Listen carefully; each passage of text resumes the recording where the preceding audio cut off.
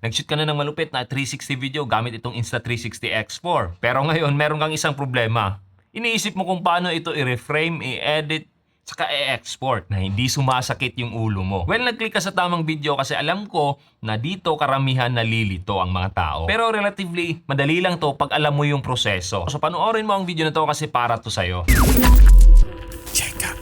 Itong Insta360 X4 na isang 360 action camera ay isa sa pinakapaborito kong gamitin pagdating sa motovlogging or pagmumotor. Nakukunan kasi nito yung buong paligid gamit itong dalawang lente niyang magkabilaan na nagre-resulta ng napakalawak, napaka-stable, saka immersive na mga riding videos. Saka kung mapapansin nyo, ang mga videos na kuha nito parang kinunan ng drone. Lumulutang. Pero in reality, ganito usually yung setup. Hindi nyo lang nakikita to. Saka idagdag ko na rin na pagdating sa creativity at mga angulo, sky is the limit pagdating dito. Saka isang bagay pa, napakadaling gamitin ng ganitong camera. Hindi mo na siya kailangang itutok pa sa subject mo. Pagkatapos mo nang mag-shoot yun gagawin sa editing na ipapakita ko mamaya. Anyway, pagdating naman sa setup, ito yung kadalasang ginagawa ko gamit itong Insta360 X4. Yung pinaka-basic, itong gamit ay ang selfie stick lang. Ayan. So hahawakan ko lang to habang ako'y nagmumotor. O kaya tumatakbo or nakatayo lang. Pangalawa, itong clamp mount na pwede kong ilagay na ganyan. Tapos ito, pwede ko na siyang i-clamp sa iba't ibang parte ng motor ko para hindi ko na kailangang hawakan pa. Now, to make it more interesting, pwede rin clamp mount saka selfie stick. Tapos itong Insta360 X4. Yung pang-apat naman, gagamit tayo ng back bar mount na para siyang sinturon. So instead na i-clamp natin yung ating camera dun sa motor, ang gagawin natin is ilalagay natin siya sa ating katawan or i-mount natin siya sa ating katawan. Parang ganito. So ito yung back bar mount. Ayan. Itong selfie stick ilalagay ko. So ganito yung magiging setup. Ayan. Pwede ko rin siyang i-extend, of course. Tapos itong panghuli naman, ito yung helmet mounted. Ito. Now, around 7 months ago, binahagi ko kung paano ba mag-edit ng 360 videos gamit ang cellphone lang. Now, this time around, ibabahagi ko naman kung paano ba mag-edit, mag-reframe ng mga videos gamit ang ating computer dun sa likod. Meron kasing iilang advantages ang ganitong workflow. Una dyan, hindi battery dependent. Di kagaya ng cellphone o kaya ito. Sa computer, kahit magdamag kang mag-edit as long as merong kuryente. Pangalawa, mas mabilis yung pagre-reframe, pag-e-edit, pag-e-export gamit ang computer ko kumpara sa cellphone ko. Napakalaking tulong din na meron akong nagagamit na keyboard at saka mouse kasi doon ako sanay. Saka mas mabilis din syempre yung pag-transfer ng files saka pag-organize nito. Saka isa mo po dyan yung ibang software na ginagamit kong pang-edit, pang-color grade, kagaya ng DaVinci Resolve, andun sa computer ko. Pero syempre, meron din naman mga advantages ang paggamit or pag-e-edit gamit yung cellphone natin. Pero sa videong to, magpo-focus tayo sa Insta360 Studio na naka-install dun sa computer ko. Anyway, punta na tayo sa computer para sa actual editing, reframing, saka exporting. So, ang pinakaunang gagawin natin dito is to open up Insta360 Studio. So, make sure na naka-install na sa inyong computer to.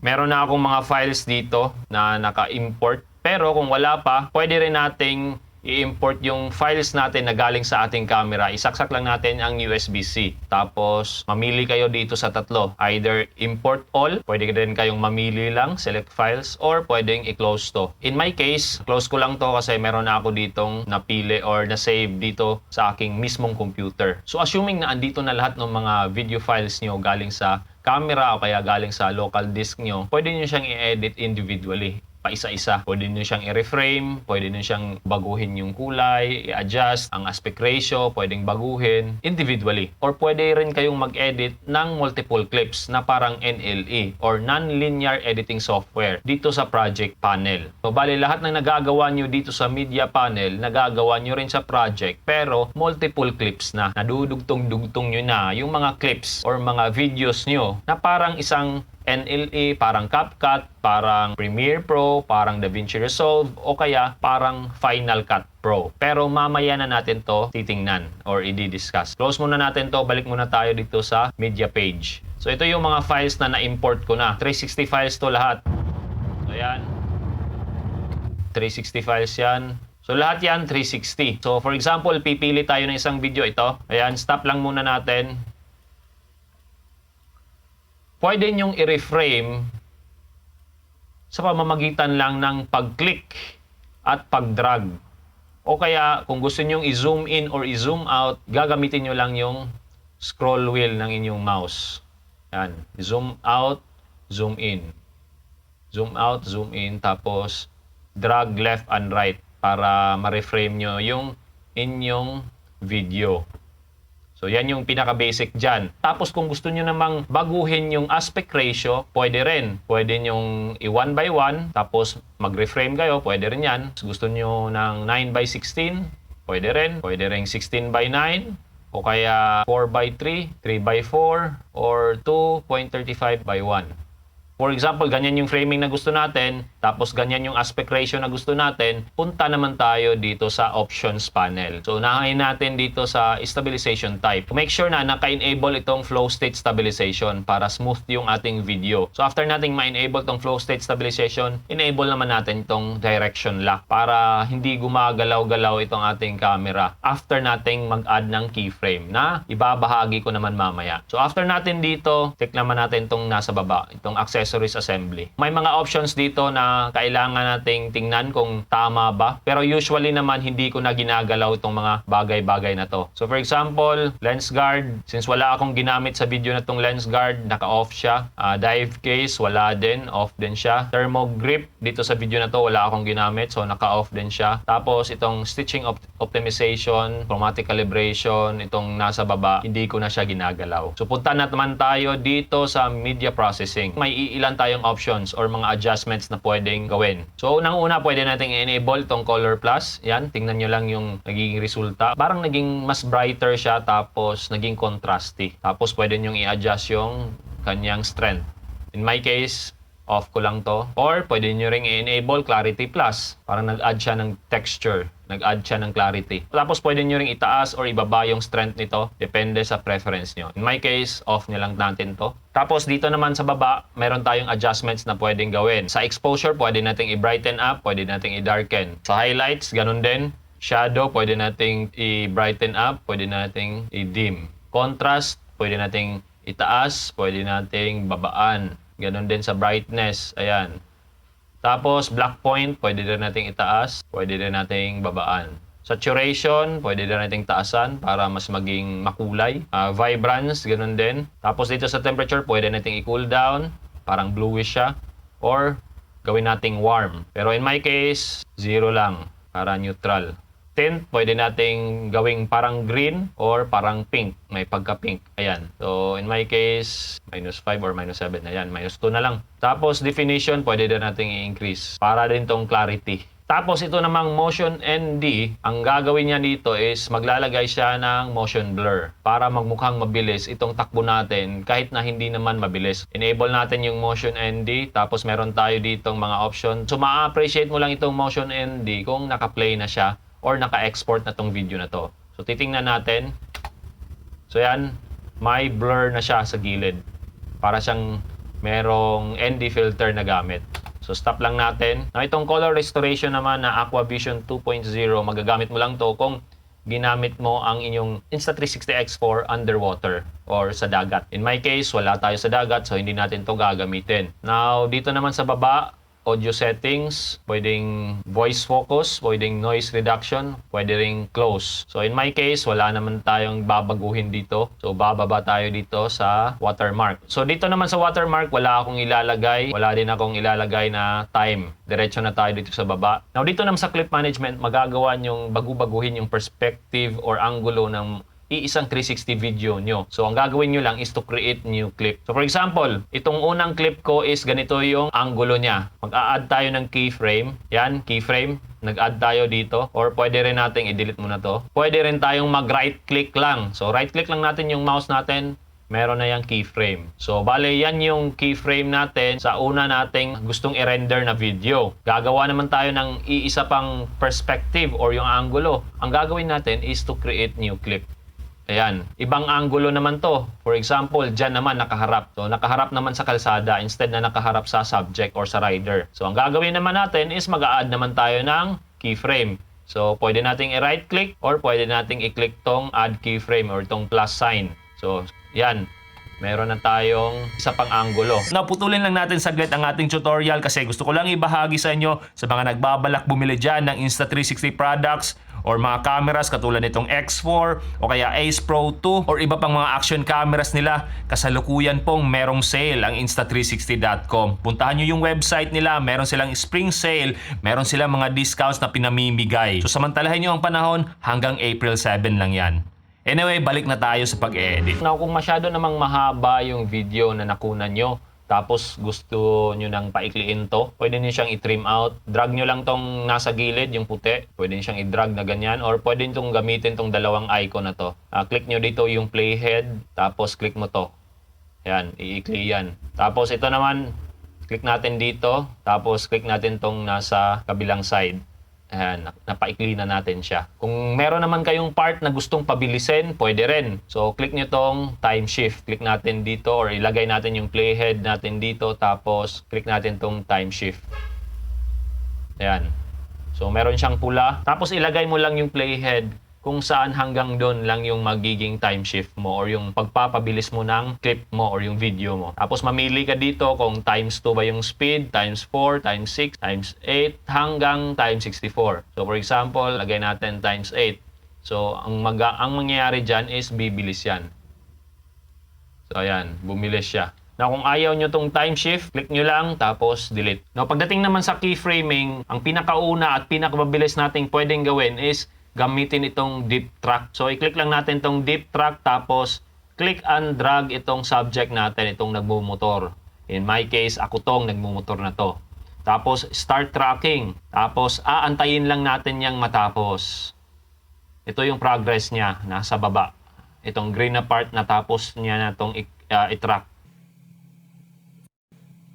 So, for example, hanggang dyan lang, stop tracking natin, tapos trim out natin ating video, ayan. Tapos gusto nating baguhin yung perspective, click natin tong green part. Pwede natin siyang baguhin, ito crystal ball, pwede nating i-tiny planet, pwede nating mega view, ultra, dwarf, linear. So in my case, mega view ang gagamitin ko, tapos pwede ko siyang i-zoom out or pwede ko siya dito. Tapos, pwede na nating baguhin to. So, mga parameters to na mababago nyo pa after nyong gamitin yung deep track. So, try nating i-play ulit.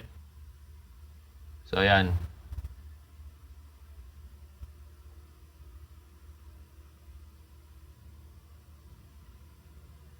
Now, yung pangalawang paraan naman, sinabi ko kanina yung pag-add ng keyframe manually. For example, ito yung video na gagamitin natin. Tapos yan, yung angulo na gusto natin. Tapos balik tayo dito sa stabilization type. Make sure na naka-enable itong direction lock. By the way, nakakatulong tong guidelines niya. Nakikita natin kung sentro ba yung subject natin. So for example, ganyan, naka-center. Mag-add tayo ng keyframe. Tapos, yan, naka-direction lock na siya. Tapos, mamili tayo ng perspective. In my case, goods na ako dyan. Wala na akong babaguhin. Pwede na natin itong i-play. So, ang mangyayari, mag-i-stick sa ganyang perspective yan or angulo. Hindi yan magbabago. Kahit naliliko ako. Kahit i-fast forward natin yan or i-forward natin, hindi yan magbabago. Unless kung mag-a-add kayo ng isa pang keyframe. For example, meron na kayong keyframe dyan, tapos mag-a-add kayo ng keyframe iilang segundo after that. So, for example, ganyan. Gusto kong mag-add ng isa pang keyframe. Right-click ko na lang. Ayan, meron na siyang keyframe. Tapos, ang angulo naman is ito. Nakaharap na sa daan. So, ang mangyayari, kung i-playback natin yan, so, iikot yung camera. Ayan. Tapos, para maging smooth yung ating transition, i-click natin tong linya na nasa gitna. Ayan. Mamili tayo dito. So, in my case, usually, ito yung ginagamit ko. Ito, fade in saka fade out. Yan, ulit lang. So, for example, gusto nyo ibalik ulit sa unang angulo, click nyo lang o right-click nyo ulit para magkaroon ng keyframe. Tapos, after that, right-click, tapos ikot sa camera. Ayan. Pwede tayong mag-add ng transition or yung fade in, fade out. Ayan. So, ulitin natin. Yan. Steady. Tapos, ikot yung camera. Ayan. So, yan yung keyframing na mano-mano. Napakadali lang. Right-click lang. Yan, right-click lang. Tapos, baguhin nyo yung angulo. Pwedeng gawin yung, ayan, tiny planet. Play natin. Magiging tiny planet yan. Ayan. Pwede tayong mag-add ng fade in, fade out. Pwede rin nating paikliin para hindi masyadong matagal. Ayan. For example naman, napakaraming videos kayong in-import tapos pare-pareho lang yung adjustment na gusto nyong gawin. Actually, pwede mapabilis yung workflow nyo kapag ganyan. Click nitong nasa baba, batch settings. Pwede nyo i-select all. For example, naka-on yung flow state stabilization, tapos direction lock, tapos click yung next. Tapos i-apply nyo sa lahat ng videos nyo or piliin nyo lang yung mga videos na gusto nyong ganun din yung mga adjustment na nagawa or gagawin nyo. Tapos apply in batches. For example, dito sa adjustments, for example, sa kulay na ginawa nyo, nag-brighten up kayo, yung shadows, binaba nyo ng konti, tapos increase yung saturation, tapos vibrance, tapos naglagay kayo ng motion ND, tapos click nyo ulit tong batch settings. Tapos i-copy nyo yung options na binago nyo. Or kung lahat naman yan binago nyo, pwede nyo ring i-click nyo lang yung next, tapos apply nyo sa ibang clips. So, pwedeng ganyan para mapadali. Now, after that, dun tayo pupunta sa project. Gagawa tayo ng project. Ito yung sinabi ko kanina, na multiple clips na pwedeng pagdugtong-dugtungin nyo. Parang Premiere Pro, parang CapCut, parang DaVinci Resolve, parang Final Cut Pro. NLE yung tawag, Non-Linear Editing Software.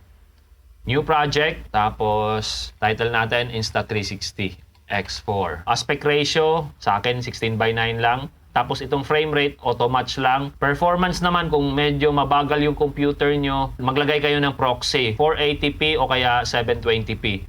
In my case, kaya naman ng computer ko, hindi na ako maglalagay ng proxy. Confirm ko na lang. So yung media files ko dito, itong bandang to, makikita din natin dito. So for example, gusto kong mag-add video, click ko lang tong plus or pwede kong i-click saka drag. Tapos, pwede ko rin siyang baguhin. Yung ginawa ko kanina na mga keyframes, makikita nyo rin dito. Ayan, itong mga keyframe na to. Pwede ko siyang i-delete, delete keyframe. Pwede ko siyang baguhin. Pwede ko siyang pahabaan, pwede ko siyang paiklian. Off lang natin tong motion ND muna. Tapos, yung volume naman, ibaba natin ng konti. Kung ano yung nagagawa natin sa media page dito, magagawa din natin sa project page. So, pwede nating i-reframe yan. Pwede nating i-reframe yan. Makikita din natin dito yung mga options na ginawa ko. Pwede din nating i-deep track. Pwede rin. Tapos, makakapag-add din tayo ng transitions. Dito, keyframe transitions. Pagdating naman sa image, mayroon tayong mga options na pwedeng pagpilian. Pwede rin nating i-enable yung color plus, clarity plus, motion ND. Tapos kung underwater siya, aqua vision, pwede rin. Tapos dito sa audio, ganun din. Pwede nating i-adjust yung volume, fade in, fade out. Pwede nating i-denoise.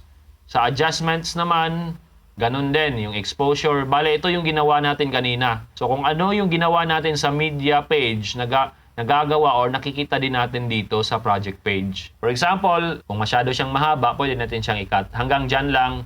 Tapos mag-add tayo ng isa pang video. Yung nakatalikod ako. Ayan. Tapos try nating i-trim. Pwede nating i-trim gamit itong mga icon na to or pwede nating i-split. Yan, split natin. Delete natin yan. Tapos, lagyan natin ng keyframe. Right-click natin. Tapos, i-drag natin yung keyframe. Na-make sure lang na naka-direction lock siya. Ayan, direction lock. Yan. Ayan. So, pwede nating i-adjust din yung kulay. Tapos dyan, itong nasa gitna, for example, itong dalawang clips na to, pwede tayong maglagay ng transitions. Ayan. Bale, click and drag. For example, ito. Drag natin dyan. Tapos, zoom in natin. Ayan, pahabain natin. So, meron siyang transition. Ayan. So, marami kang transition ditong mapagpipilian. For example, ito. Gamitin natin. Drag lang para humaba. Ayan. Tapos, pwede kayong maglagay ng text. Pero medyo limited lang yung text na nagagawa natin dito. Hindi natin masyadong ma-adjust. Pero at least meron siya. For example, ito, lagyan natin dito sa taas. Diyan. Maghanap tayo ng iba. Ito na lang. Dito natin ilagay let's ride. Tapos, JCat Moto. Yan. So, tingnan natin. Ayan. Yan yung basic na title niya. So, bale dyan, meron na tayong text, meron na tayong video, meron na tayong transition. Pwede din tayong maglagay ng music. Actually, meron kang available na mga music dito lang sa mismong Insta360 Studio. Pero pwede ka rin maglagay galing sa computer mo. So, for example, ito, meron akong ida-drag na ibang music na hindi galing dito. Pwede yan, ilagay ko lang dito sa baba. So, try natin. I-adjust. Ito, lagay natin. Tapos, adjust natin yung volume. Siguro 70.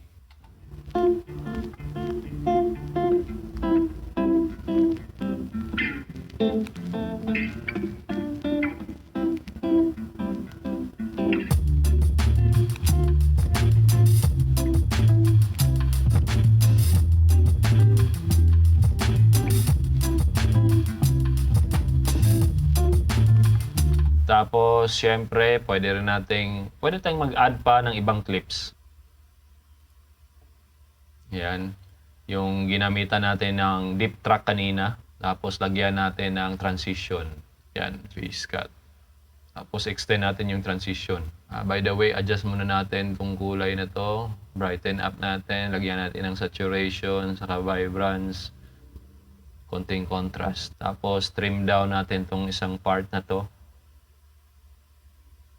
Yan. So, by the way, meron tayong keyboard shortcuts nito. Unfortunately, wala tayong magagawa pagdating sa customization. Ayan. Hindi ko pa siya masyadong gamay, so mouse lang madalas yung gamit ko. So, for example, export na natin. So, click natin tong export. So, lagyan natin ng title, Insta360 Studio. Modify natin, lagay natin sa desktop. Tapos, yung resolution, 1080p. Gawin natin 4K. 3840 by 2160. Ayan yung 4K. Frame rate, match the project frame lang. Encoding format natin, gawin natin H.2.65. Kung mag-export kayo, tapos gusto nyo pang i-edit sa iba pang editing software, for example, dito kayo sa media, tapos export kayo, ganyan, gusto nyo pa tong gamitin itong ma-export nyo na file sa iba pang editing software, kunwari DaVinci Resolve, mas mainam, ProRes yung gamitin nyo. Mas malaki nga lang siya na file size, pero in terms of quality, talagang maganda yung quality niya. Either dito sa dalawa. Pero yun nga, kung hindi na kayo mag-edit pa sa iba pang software, export nyo lang, tapos piliin nyo either H.2.64 or H.2.65. Itong H.2.64, mas maraming compatible to at widely used. Itong H.2.65 naman, ito yung mas bago. Ito yung madalas gamitin ko. Tapos, usually, ang bitrate na gamit ko, especially kung naka 4K ako, between 50 to 100. Try natin yung 100 lang. Ayan. So, ang estimate niya is 500 MB. Tapos, kung medyo noisy naman yung footage nyo or yung videos nyo, pwede nyo itong i-enable, remove grain. In my case, sa araw ko naman to sinute, so wala masyadong ganon. Hindi ko na siya gagamitin. Export na lang. Aantayin na lang natin siyang matapos. Now, bago ko makalimutan, kung gusto nyo na maganda talaga yung upload nyo, mapa Facebook man yan, YouTube, o kaya iba pang social media accounts nyo. For example, YouTube, huwag nyo gamitin yung YouTube app para mag-upload ng video. Punta kayo sa browser nyo, kunwari Chrome, login nyo yung YouTube account nyo doon, tapos doon kayo mag-upload para mas maganda yung quality. Ganon din sa Facebook. So I hope nakatulong tong video na to. Kung meron man kayong katanungan, i-comment nyo lang sa baba.